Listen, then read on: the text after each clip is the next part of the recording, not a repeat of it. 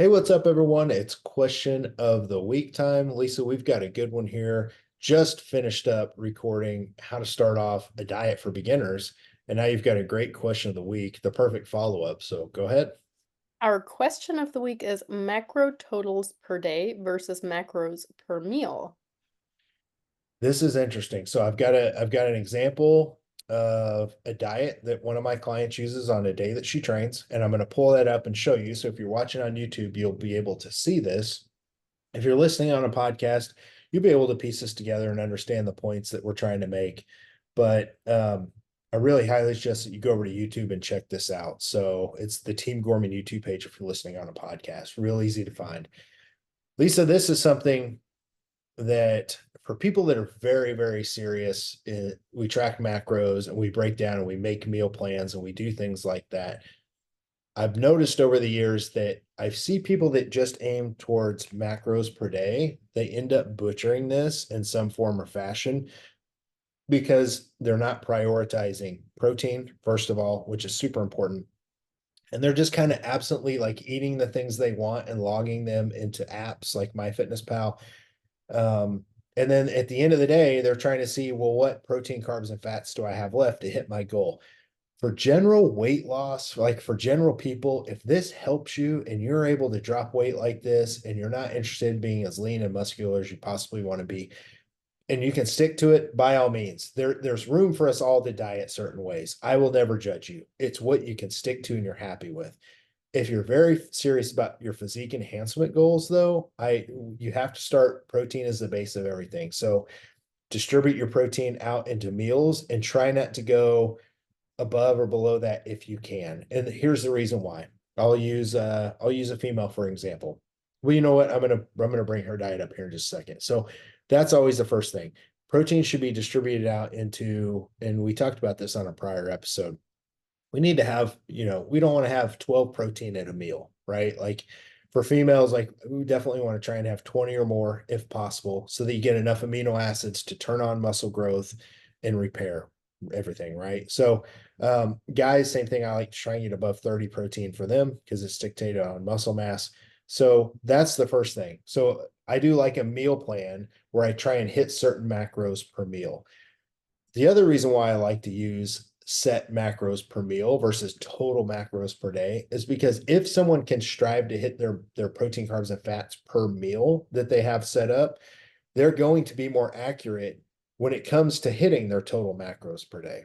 The total macros and the total calories per day is always like that's priority number one, right?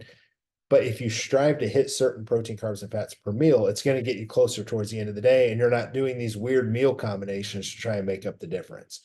So for people that are very serious, and if it's going to help, it helps you be way more accurate. That's the other thing. Like I see people that honestly, you could eat most of your food too early if you don't have a meal plan and macros per meal. And then you get towards the end of the night, I know what my fat ass is going to do. If I've already eaten most of my food at 6 o'clock and I don't go to bed till 11 p.m., I'm eating something. Like, I'm sorry. Like the 10 protein that I have left and the six fat, that ain't going to do it. Like, I'm not going to eat a cheese stick and call it a day, Yeah, like I think you especially with the protein, you're hitting such a good point. Yes, I'll totally agree with you that total daily calories and macros are the most important thing, but we're talking about optimization. So, yes, most women are going to run into the struggle of like being way too low, and then you get to the end of the day and you're supposed to eat 80 grams of protein in a meal. Not ideal. On top of muscle protein synthesis not being ideal over the course of the day. But the other two issues that I think we run into if we're not paying attention to sort of timing and distribution is that often we don't have enough carbs around our workouts, which is mistake number one. If we're not distributing it properly or we're not having the right amount of carbs before going to bed. So like the two crucial times that I usually say we should be having carbs and sufficient amount of carbs. Or the other thing that might happen is we have too many fats around our workouts, kind of slowing down digestion that way, feeling a bit more sluggish.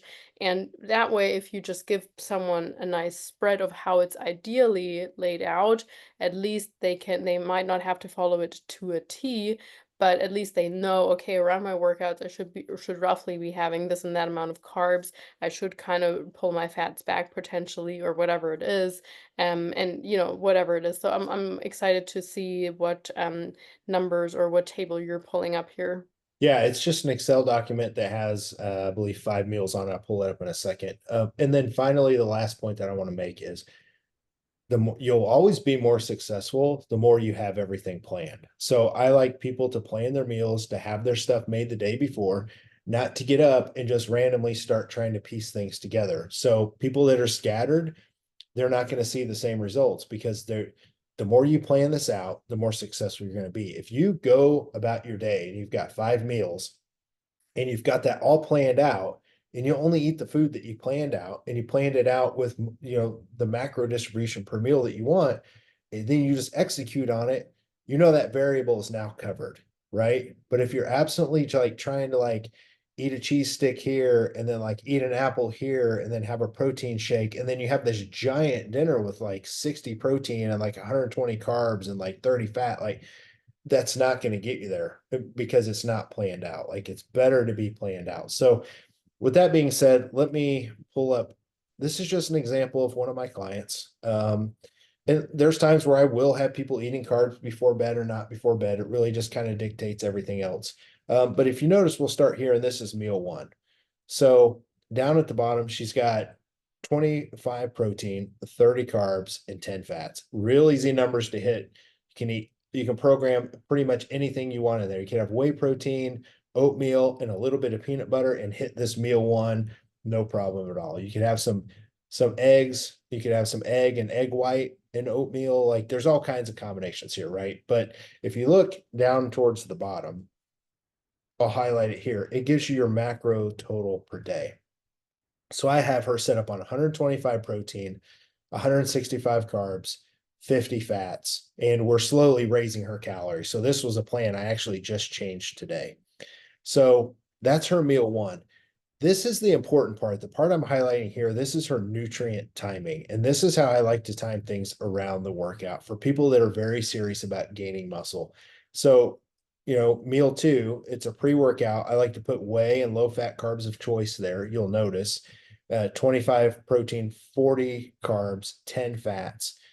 And I like to use whey there because it sits easy on someone's stomach when they're working out. Like if you eat a giant chicken and rice meal here with some broccoli and like you go train an hour after that, you may feel bloated, especially as you're drinking water, because all that is going to be sitting in your stomach.